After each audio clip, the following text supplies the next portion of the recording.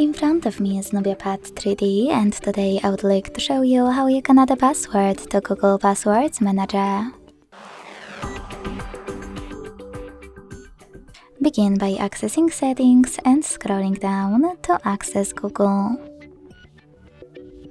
Then tap on Autofill, Autofill with Google, and Google Password Manager. Following that, if you can't see any of those options, that means that you never added a password before.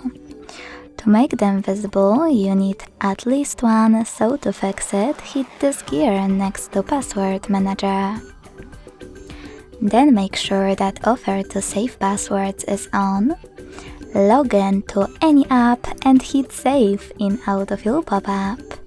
This way your password will appear here. To add any other one from those settings, use this plus next to Search Passwords.